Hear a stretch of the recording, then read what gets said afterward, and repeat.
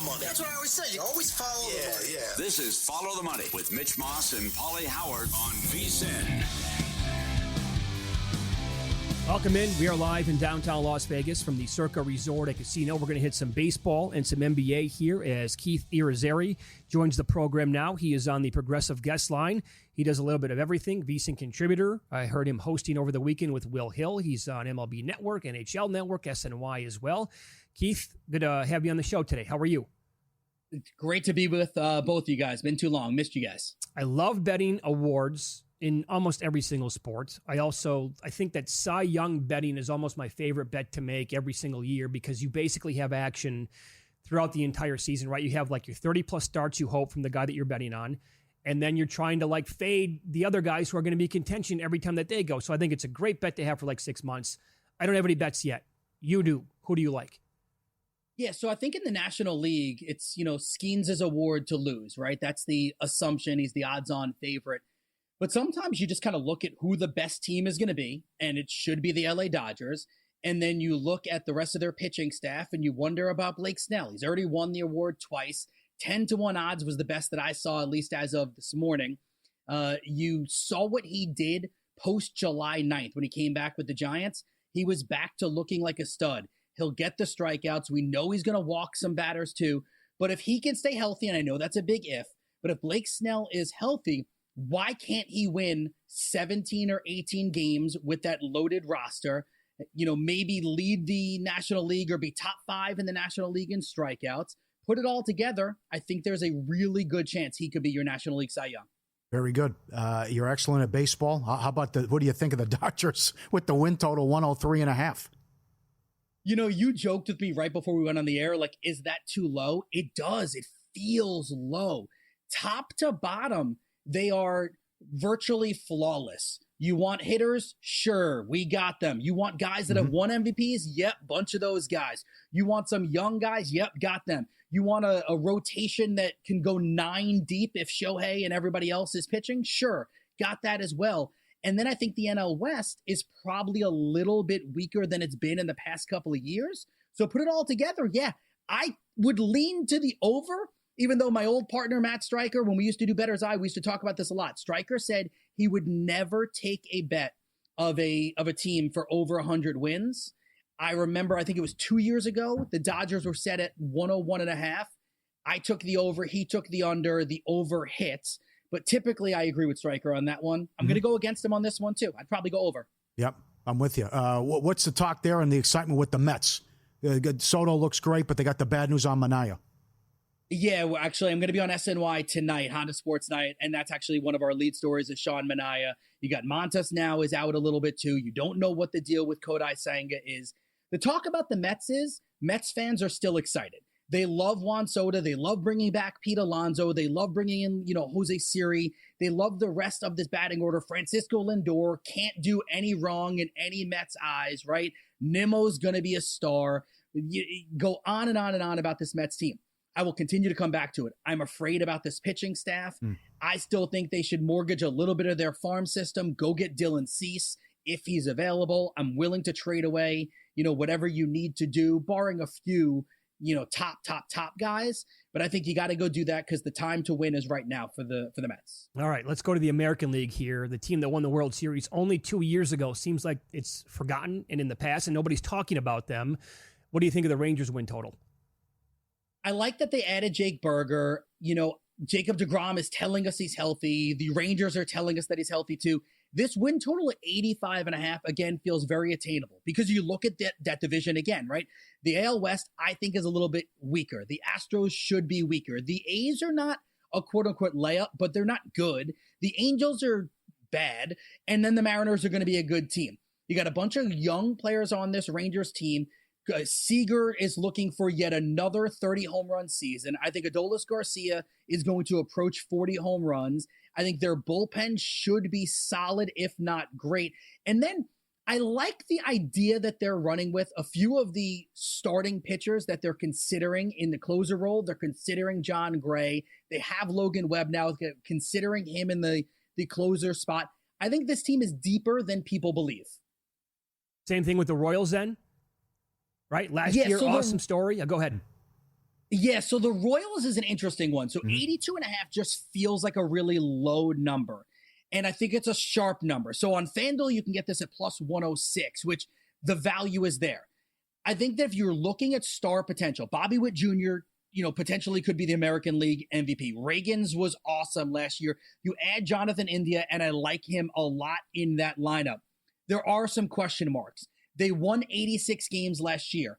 I don't think there'll be major regression. I think they're going to be around 85, 86 wins.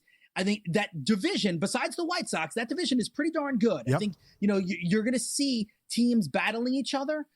I feel like 85 wins feels like a really good number, so the over would hit. Shift gears now to the NBA. Denver was on a 9-game winning streak, got pounded on national TV by the Lakers. They're in Indiana tonight. How about a player prop? What do you think Murray can do?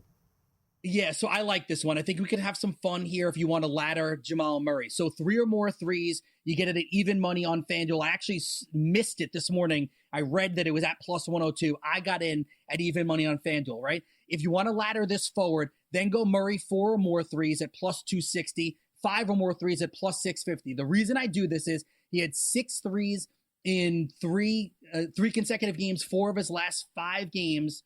So for what it's worth, too, he had 3 threes in his last time against Indiana. Really small bet here if you wanted to, just to kind of break down the money value for people out there. Let's say you just took $30 and wanted to spread it around on this ladder.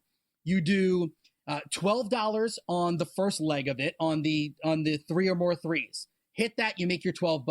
The 4 or more, put $10 on that one, you can get $26. If you hit both of those, you're already a winner. And then your last leg, just for fun, the last leg of the ladder, $8 would make you $52. You could have yourself a nice payday. Yeah, very nice. Follow the money here on VSiN, the Sports Betting Network. Our guest, Keith Irizarry, he is on the Progressive Guest Line, talking some Major League Baseball and NBA. It's a weird scheduling spot tonight, right? Back to back.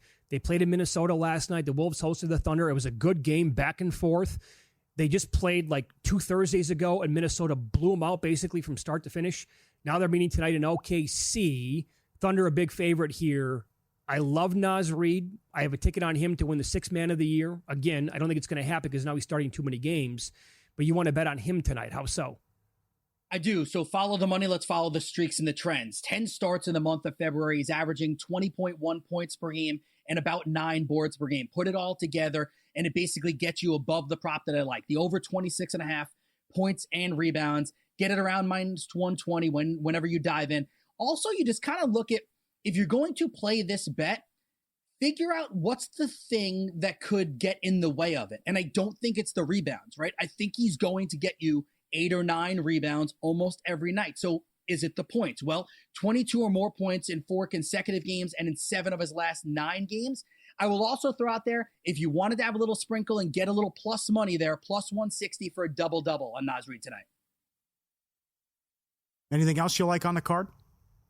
Yeah, all right. So a little deeper dive here. Let's go George Niang. And a lot of people don't really care that much about George Niang. They're like, he doesn't do much. Well, actually, since DeAndre Hunter got traded away from the Hawks and he's been inserted, it seems like they're just giving the dude the green light. So let's go 3 or more threes in the game. Get it at minus 102 on FanDuel. If you wanted to go 4 or more threes, I wouldn't be mad at you as well. That's plus 230. 3 or more threes in 3 of his last 5 games, 4 or more threes in all of those games as well. And if you want the volume, guys, 41 three-pointers made. I'm sorry, 41 three-pointers taken in the last 5 games. They are just letting this dude shoot. I mean, just go shoot. I mean, why not? Let's rock with it. Sure. And that's what you love to look for when it comes to that prop, right? Is, okay, the guy's going to shoot 6, 8, 10 threes per game, and the numbers are low enough to bet on the make. So I'll do that every single time. Nick Claxton tonight, too. How do you want to approach him? It feels like a free pass here, and sometimes that scares you, but the books know, so it's a little bit juiced at minus 130. Let's go over 8.5 rebounds. It's something he's done in 3 consecutive games, 4 of his last 5 games. And then you look at who they're playing. Washington is bad at basketball. They miss a lot of shots. That means there's rebounds out there. Also, by the way, Washington is 25th in offensive rebounding rate allowed. I think that is a critical thing to look at. They don't box out, apparently. So if Claxton crashes the boards because the Nets miss a lot of shots too, there's going to be opportunities for rebounds. Very good. Excellent breakdown on both sports. You can follow Keith on X at his name, at Keith Irizarry. It's Irizarry, MLB Network, NHL Network, SNY, ESPN Radio, and now a contributor here at VSiN. And you and Will did a great job over the weekends, man. Welcome aboard. Thanks a lot. A lot of fun. Looking forward to catching up with you guys more. It's been way too long. Thank you, sir. Good luck tonight and beyond. There you go. Thank you. He joined us on the progressive guest line. 4-point move in that Nets total as well, which is suddenly a big game, as the Nets were 15-1 to participate in the play-in a couple days ago. Now it's down to 8. You know what the Blazers were before the Wemby news? What was it? Just to participate in the play-in. 40? Yeah. Was it? Yep. Man. But I couldn't find it anywhere to bet here in Nevada. Yeah. We were talking about a couple of people threw out the Toronto angle. Because it's weird. The Nets don't want to win. They keep winning. The Sixers want to win. They keep losing. They've lost 7 in a row. All right, Madness, Masters, opening day, NBA, NHL playoffs, draft. It's all coming up. Start betting smarter with a VSiN Pro subscriber, $9.99. Every best bet, every host, every guest. The daily email from Bill 80. Don't place your bets unprepared. Full access, $9.99.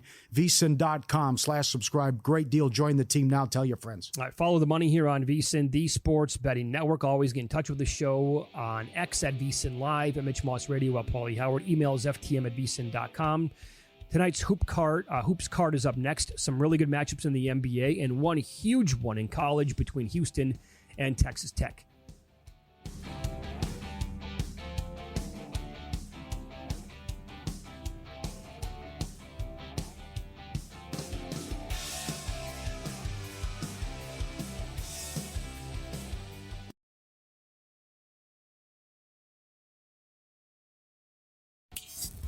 This is Follow the Money on VSiN. Jerry Palm bracketology coming up in 15 minutes. I want to ask him this question. I'll set a number of 2.5 SEC teams to get a 1 seed. Does he go over or under? I think he's going to go over. Good question, though. Yep. And here's a team that's in action, though, tonight that can get one. Damn right Houston get a 1 seed. So there's line movement here, Pauly. Yeah. Opened up 1. I'm looking across the board at the national sports books, MGM, DraftKings. They have it at 1.5, and it's juiced, by the way. Same thing with Caesars. MGM has it at -115. FanDuel went to 2.5 on Houston, -102 in this game. The lowest money line I can find on it right now is about -130. You like them here tonight? Yep, that's the G-Bank best bet. So only 1 conference loss. This team's been fantastic. Nick is right. Check the status of McMillan, but also the revenge angle. Sampson will have him ready to go. But I think it was Texas Tech's very good. But I think it was kind of a fluke what happened in the first meeting. They don't get to the free throw line. They're one of the worst teams in the nation getting in the line. But they shot 34 free throws in the win and were 40% from 3. 82-81 in overtime. This will be a grinder. And I don't think you're going to see that parade to the free throw line or the success from 3 and the revenge angle. Houston, $1.30 on the money line tonight to get by Tech and try to get closer to a 1 seed. Best bets brought to you by G-Bank, official bank of VSiN. They're upping the ante with a $750 bonus for new G-Bank Visa Signature Card customers.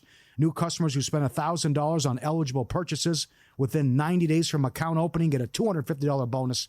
And if you spend $50,000 on gaming and sports app loads within the 30 days of account opening, you get another $500 bonus. So a $750 bonus. Apply now. VSiN.com/GBank. VSiN.com/GBank. Terms and conditions apply. Torvik, your guy, says Houston has number 1 in his ratings. Oh, yeah. Ken Palm's got him 3. Torvik has got, he's got Texas Tech 7th. So who knows? They might be meeting again in the Big 12 tournament and then in the big dance as well. Torvik makes Houston tonight -2.7 points. I look at all the projections like every single day in college hoops. Eric Haslam has it Houston 68.5 to 64. So that's the biggest margin by far. Kenny White makes it a pick'em, and then Ken Palm has it a 1-point game tonight. But all those guys who have it favored one way or the other, they have it in front for Houston. Let me give you this. You have to go. This is a good tweet from Will Warren. You have to go back to 2015 to find the last title team, Duke. They were 6th overall. who wasn't top 5 at Ken Pom on February 24th of any given year. Duke, Auburn, Houston, Florida, Tennessee, top 5 right now at Ken Pom. I don't know if Tennessee can do it. I don't trust their shooting. No. But the other 4 teams, yeah, I am curious about Duke. Like, what's the ACC competition going to be like for this team once they have to, go up another 4 notches in March? Is that going to come back and hurt them at all? Well, I don't. That was impressive at what they did at the Garden Saturday night. I mean, just toy with Illinois.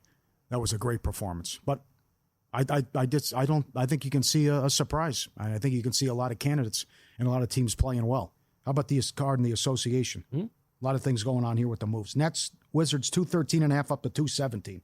Denver opened 4. They're taking money against the Pacers. The big one in Philly, which get this team off national television, by the way. They're 16 games under 500. Knock it off. And take the Suns off national TV, too. Come on. 227 up to 233.5. I agree with the move there. Detroit +1 to now -2 against the Clippers. Both teams on a back-to-back. Atlanta was a 2-point dog. They're now favored against Miami. And Utah sitting everybody. Portland +1, now -7. An 8-point move in that game in Utah. Oh, man. I'll start with the Sixers about and they're taking money here. So what are they going to do with Embiid? I say do the right thing, common sense, shut them down. You're not going anywhere. It's ridiculous. It's an embarrassment. So if they're... I would also trade him. Yeah, it's a bad contract. I know. Okay. But so we'll see what the second opinion, and he says he might need surgery, and if they shut him down, what happens? They've lost 7 in a row. They were just an 11-point favorite at home to the Nets, and they lost that game. Now you got the Bulls who come in, and they stink. But, again, you probably have the 2 worst contracts in sports on the same team with Paul George and Embiid.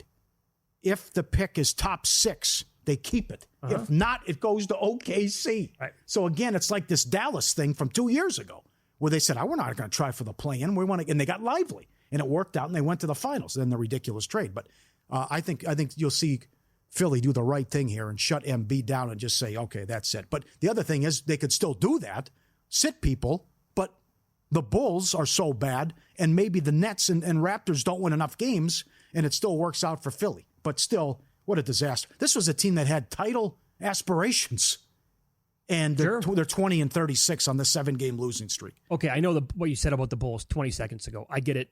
They're also a little feisty from time to time. Exhibit A would be their last game against the Knicks, and went to overtime, super high scoring. There is no way I could lay 4.5 points. That's what I'm looking at right now at FanDuel with Philadelphia. I could not do that. Now plus 550 to make the playoffs at DraftKings. Oh, good. I'm glad I bet him at plus 110 on a hedge. That was smart. Okay. Yeah, well, they keep losing. It's incredible. So I do agree with the move with the total as well. And I think that could go over tonight. But you said it earlier, though, too, about a lot of weird spots. A lot of back-to-backs, and then OKC and Minnesota just played in Minnesota, and now they're in OKC tonight.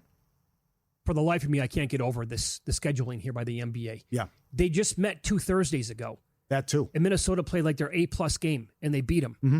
And then last night, Minnesota is getting blown out in the first quarter, and how do you like to have Oklahoma City first-half money line, which was a loser. And, boy, that Jalen Clark, they found something there with him, the T-Wolves. Holy hell, the guy was awesome. And as soon as he would leave the game, the Thunder would go on a huge run. And then he got hurt last night after they brought it all the way back. And that's something to maybe monitor. I haven't checked. I can't imagine he's playing tonight because of the injury last night or leaving the game. Yeah. But that guy suddenly means so much to the Timberwolves that in-play wagering has to become like a factor to it, evidently. Because offensively, he was amazing last night. And defensively, he's like their best player now all of a sudden. Yeah, I think the total's too low, too, tonight, when you look at what's happened in the prior 2 meetings as well. So round 4 here, as they played 3 times already. 130 to 123. And Minnesota, that bad performance by OKC, as you mentioned, 116 to 101. And what a disappointment. Minnesota, this trade has not worked out for either team. Minnesota, worse when Randall's playing, and they're only 4 games over 500. Right. Do you think that the Nuggets bounce back tonight? They were playing. No, I think it's too high. I wasn't buying the hype because it was Fugazi. It was a 9-game winning streak, but the wins were against Philly, 2 against Charlotte, 2 against the Pelicans, 2 against Portland, who's playing better, but I think still they were good favorites. I think they both were at home. Phoenix and then Orlando. So it was like a phony winning streak. And then they go out and the Lakers take them out by 23 on the road. So I like how the Pacers are playing here. And I'm surprised the line's this high at 5. You assume Joker's going to bounce back. But I love what J.J. Redick dialed up where I'm packing the paint. Make someone else beat me. Joker had 7 field goal attempts in that game. Made 2. Think about that. That's nuts. A+ by Redick, what he was able to come up with. So is the blueprint there about, okay, we'll see if these other guys can beat me, and I'm just going to back them off and see if Westbrook and Gordon, these guys can knock down threes. So what do you think of this? Friend of the show, Rash Marchese, who has covered LA sports for a long, long time, tweeted out after that game, the Lakers have officially entered the championship conversation. A couple of other things. He said the Lakers trade for Luka reminded him of the Lakers trade for Paul Gasol in 2008. They were the 5 seed at the time. The turning point for that team was going to Phoenix and beating the Suns after they had beaten them the past 2 seasons. I felt the same way after tonight's win against Denver. He said, number 1, the Lakers are 12-3 in their last 15. It's not a one-game knee-jerk reaction. Number 1 defense in the league, too. The Lakers are the number 4 seed in the West and 2.5 games back of the number 2 seed. And then he said, I said they're, quote, in the conversation, not the favorite. They are. I wonder how, again, I brought this up to Von Tobel last week when you were out. How many teams outside of OKC are better than the Lakers in the West? How many teams? Memphis? On their best day? Houston on their best day? No, can't. Yeah. I mean, the Lakers are right there. I'll tell you how good is Reeves. That guy is awesome, and he's confident, and he's cocky, and he's been very great. much so. And now you got Luka back. You know, it's going to take Luka time because all that time off. But what he did going for 30 plus, sure. How about the balance? Hachimura 20, Reeves 20, LeBron 20. But I think it was Ryan Russillo who said it though. When you go into a playoff series, you got Luka and LeBron. The talent, the experience, the big game experience, and the basketball IQ is off the charts. It is.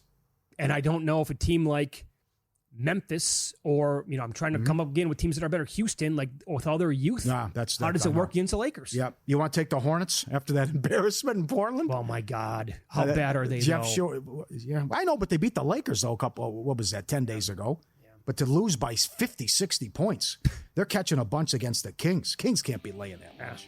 Up next, college basketball, Jerry Palm. I'm going to set the number at 2.5. Is he going to go over or under that number for SEC teams to land a 1 seed overall? That's next on Follow the Money. It's VSiN, the Sports Betting Network.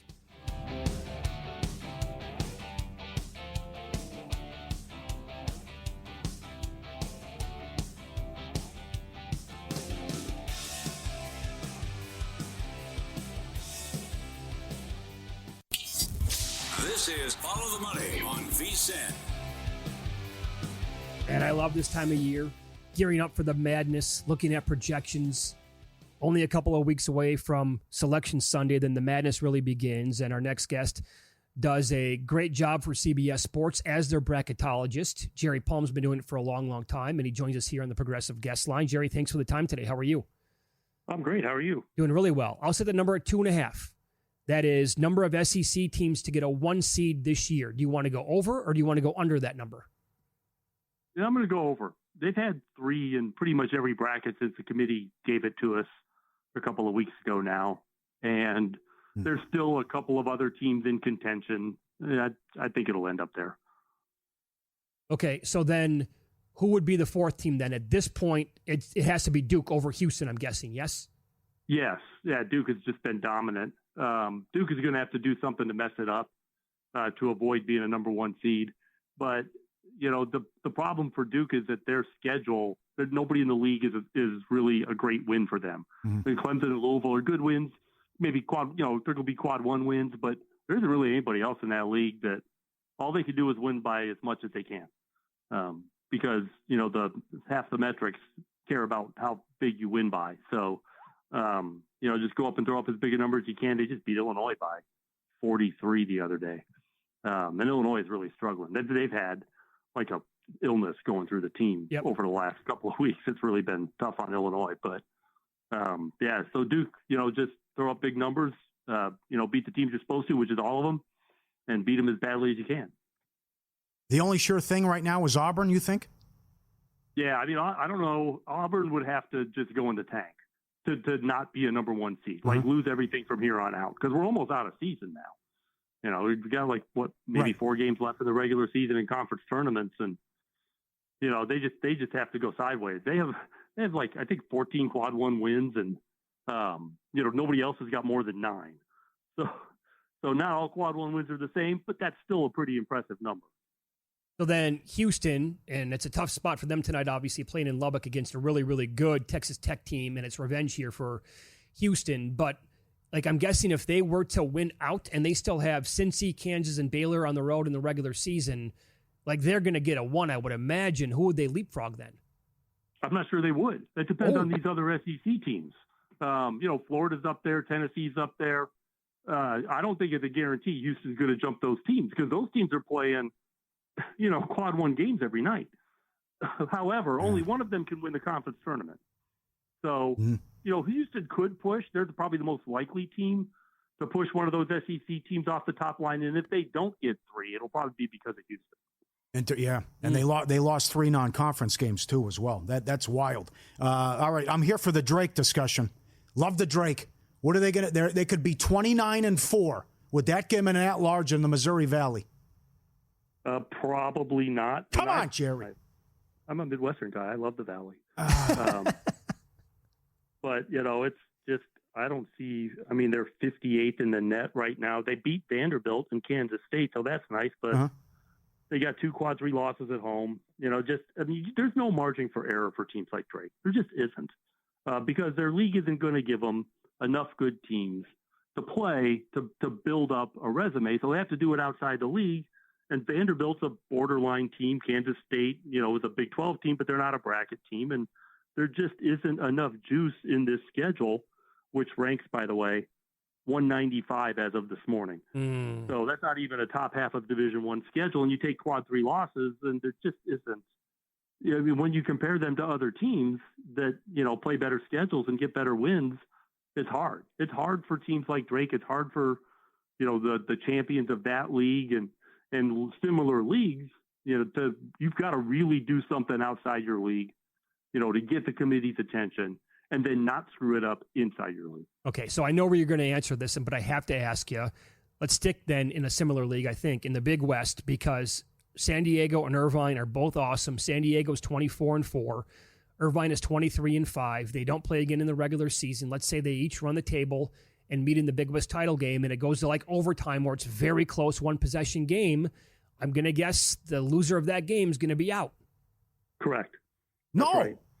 I'm looking at Irvine's resume right now. They split with San Diego, road and road, which is interesting. Their next best win is Northern Iowa. They have 3 quad 3 losses and 2 quad 2 losses. So they don't have a quad 1 loss. All 5 of their losses, 3 of them are bad, but quad 2 losses aren't really bad, but quad 3 are. I mean, you can't lose games like that in a league like that if you want to be an at-large. So, yeah, that's Irvine. You know, San Diego's got a quad 4. They lost at home to Seattle. They lost at Riverside. Now, they beat Utah State. That's a nice win. Yeah. But it's not enough to overcome the schedule and the bad losses. It's a one-hit wonder, well, you know? And this is a stacked deck then. So is a mid-major going to get a bid then? I know what you're saying, but what mid-major is going to get a bid then? And I don't count Gonzaga. Define mid-major for me, because I don't use the term because it's so nebulously defined. You're either a major or you're not. So there are 4 majors, 5 in basketball, and everyone else is basically not. Now, some of those are still better than others, but I'm not going to sit here and tell you what a mid-major is. So you define it for me, and then I'll help you. Outside, what you just said. I'll use your definition. Outside of the big boy conference, like a VCU, a Drake, a San Diego, someone like that. The Mountain West should have at least 1, if not 2, at-larges. But, you know, VCU, I mean, I love VCU. But they don't have the wins to get an at-large bid. And their net is it's like 31 in the net. But their best wins are Colorado State, Dayton, St. Joe's. They lost at home neutral to Seton Hall. That's a quad 4 loss. Seton Hall. They lost at St. Louis. They lost at Bonaventure. They don't actually have a loss to a team that's definitely going to make the bracket, although New Mexico is likely to make the bracket. So does this entire philosophy change eventually once the bracket expands to 76, 78, whatever that number of teams is going to be? Okay, let's be abundantly clear here. The NCAA is not expanding the tournament for VCU.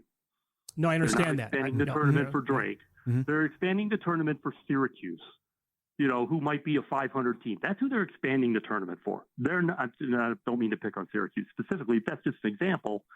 That's who they're expanding the tournament for. They're expanding the tournament to get more big schools in there.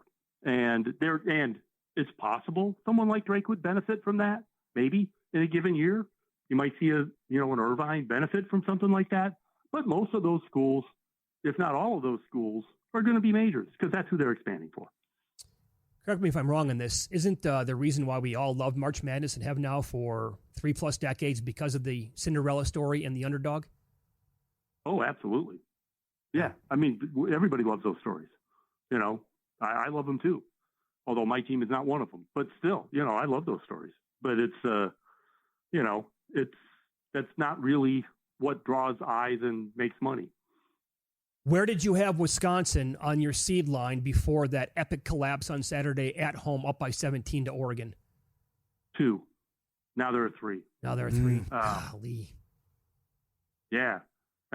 That's not long after they shot 72% at Mackey Arena in the second half to come back and beat Purdue. Mm-hmm. And Purdue's finding all kinds of interesting ways to lose.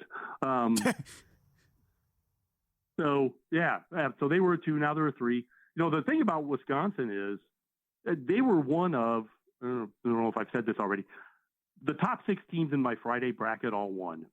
Only 3 of the next 14 won. And that goes all the way through the 5 seed.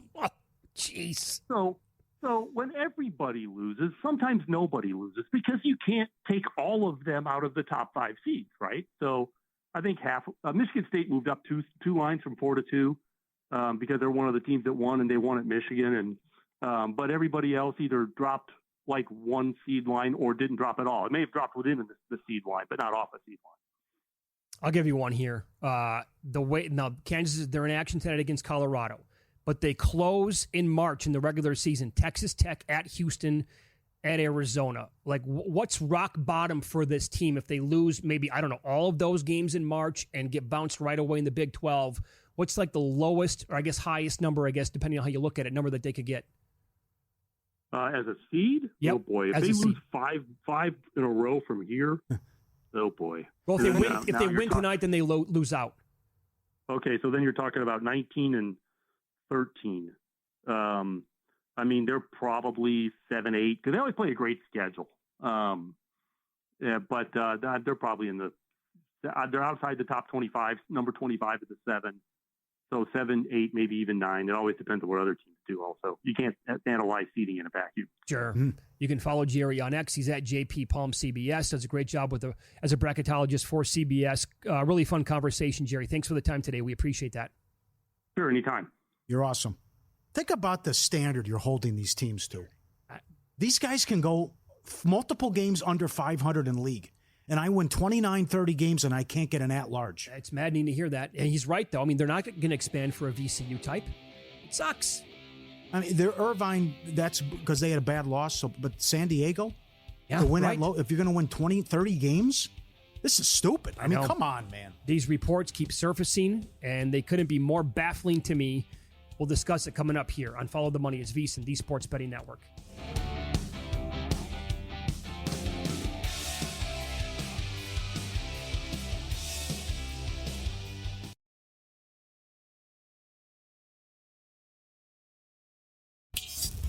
This is Follow the Money on VSiN.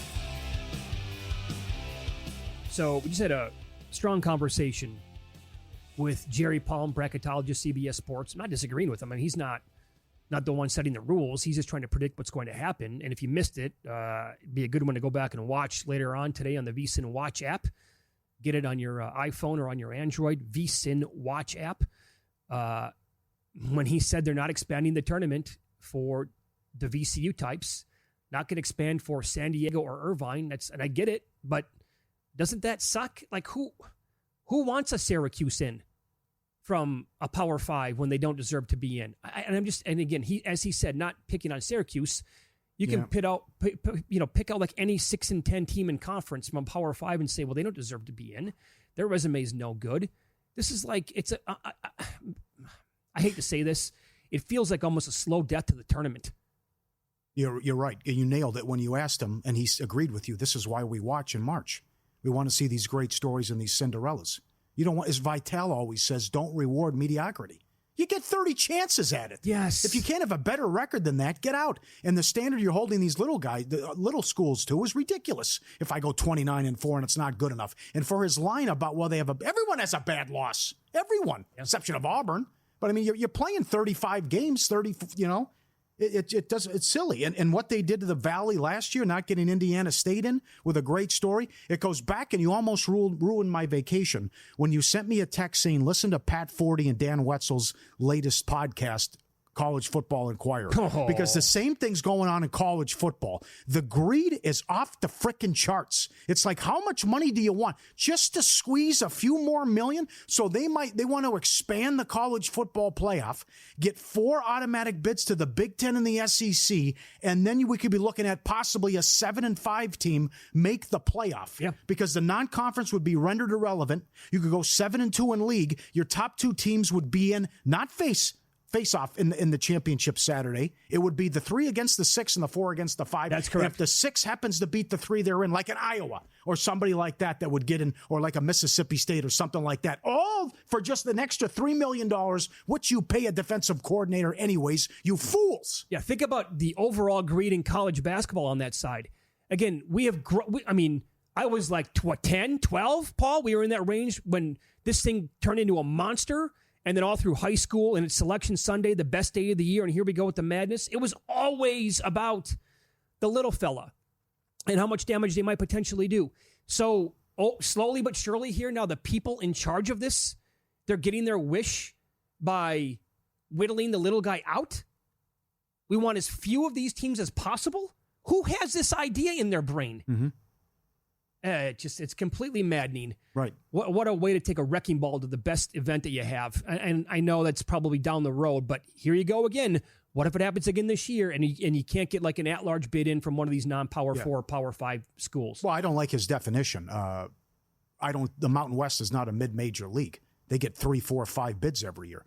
You know, maybe VCU, okay, you know, they made a Final Four. Right. But I like to look at gym size and how does your league do year in, year out? But the Missouri Valley definitely fits. In 6 of the last 7 years, they've only got 1 bid.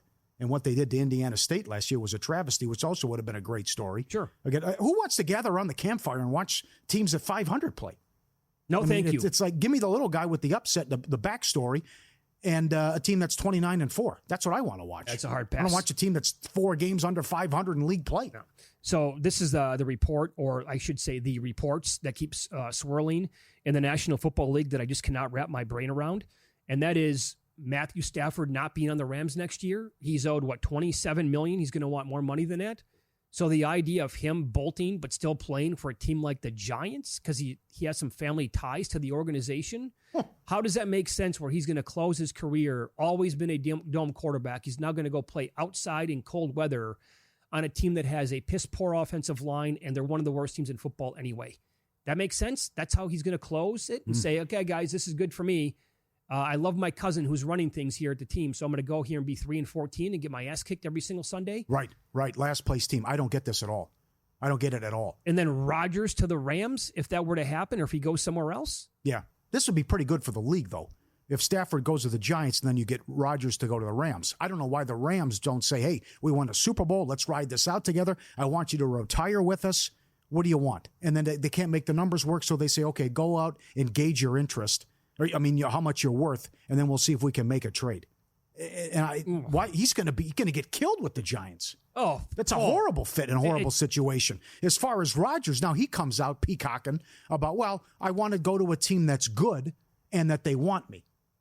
You know, also it's like after the season you just had, okay. Well, I would say if Stafford were to bolt, right, the Rams are going to go into desperation mode, because they're going to probably want a guy like Aaron Rodgers. But I will say, I am... But can I get to the list, though, too? Yeah. According to the report, the list, Giants have have interest. Giants have interest. Raiders have interest. Steelers have interest in Stafford. Okay, Steelers make sense to me. Yes, it does. Okay, they're 65-1 right now to win the Super Bowl.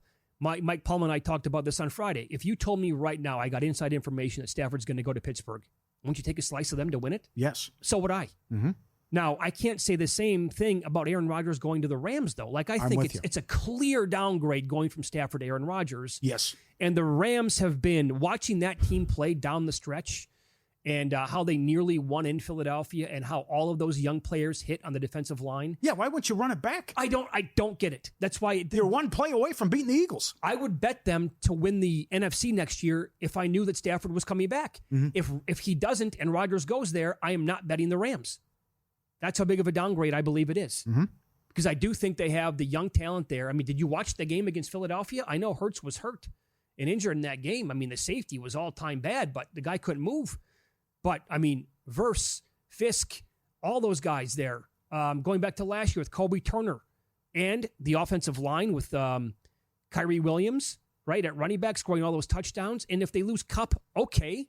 Guess what? Puka Nacua is better anyway. That's no big deal. Yeah. Yep. They have plenty of weapons. Yep. I don't get it. I don't know what the Rams are doing. Neither do I. I'd love to see Stafford come out here. I think that'd be a great fit, too. DraftKings has a prop up. Well, both Sanders brothers go to Las Vegas. That's 30-1. Sanders not going to throw at the combine. Maybe he falls to 6, and the Raiders get him anyways. I don't know. Well, he's been at or around 6 in like every single, for what it's worth, like every mock that I've looked at. Okay. So I think if Sanders is there at 6, I think it's pretty like 90+%. The Raiders are going to go to the podium and say, yeah, he's our pick. Now, some of this, too, it's like you lose the press conference if you sign Sam Darnold. How are you going to give that guy all that money? And it's especially if it's Giants or the Jets or someone like that. I mean, we just saw this with the Jets. He was awful. I mean, where he started his career. You can't sell that to the fan base to get excited and get tickets. Oh. Hey, we just gave Darnold all this money. Did you watch the last 2 games? Okay. Well, how about that idea? People have brought up Stafford to the Vikings. Oh, man. The O'Connell angle? Mm-hmm. Oh, that'd be scary, too. Like, if they definitely know that McCarthy's not going to be ready, okay. And I do believe that probably Darnold's going to be on the way out the door, okay. With the weapons they have on offense, again, dome team, and a pretty damn good defense, great head coach, awesome DC. Ooh, pretty good landing spot for him. What do you think happens at number 1? Will Tennessee even keep the pick? I would lean no. You think they trade the... Okay. However, how many teams are going to be desperate enough to trade up to number 1? Right? It happens every year. Who would that guy be, though? I don't know. Typically, they'd be trading up for a quarterback. Yeah. Are you trading up for Cam Ward or Shedeur Sanders here? I'm just asking. I don't know. I don't know if they are. I don't think so. Because they think that they could be there waiting for them anyway, because Tennessee probably won't go quarterback. Did the Patriots do it to get Hunter? I would personally love to see it with 18-1 in pocket on Hunter to go number 1 overall. Yeah. We can bring this back this week. I don't think Carter is going number 1 overall. If they said we're taking a generational talent, can't be him. Too many good defensive linemen have come out of it in the last 15 years. Mm-hmm. Got to be Hunter. Has to be Hunter. Can't go. Would they go? Well, I know this. Ward's still the favorite. He's not going. They're not taking Ward. I don't think so either. I don't see any way that happens. Take your betting to the next level with First Bet. Whether it's Santa Anita, Gulfstream, or the road to the Derby, Preakness, First Bet puts the action at your fingertips. Sign up now, firstbet.com, promo code VSiN200. Get a 20% rebate on all your wagers for the first 60 days, up to $200. Don't miss out. Bet smarter today. Firstbet.com. That's the problem you have, though, going back with the college athletics. No one's in charge. Right. So you can do anything you want, and you just see. And if the SEC and the Big Ten want to run things and do their... Let them be the all-time villains. Yeah. Go ahead. Let them be the biggest villains in the history of sports then. Sure. And ruin this. Call their bluff. And every person's going to hate your guts. Right. So if you want to do it, go ahead. Yes. And then have fun sleeping at night. Put your head down on the pillow, knowing that you're just a scumbag. Like, did you ever play sports? Did you? Well, you think let's go to 14. We get 8. You got everything. All hell broke loose last year. You still got 7 teams in. Oh, not good enough because Alabama didn't get in. Amazing. Get lost. The good, the bad, and the ugly from the weekend is up next. I added a bet at plus money in a market that doesn't make any sense. Could be a mistake, but please make it make sense.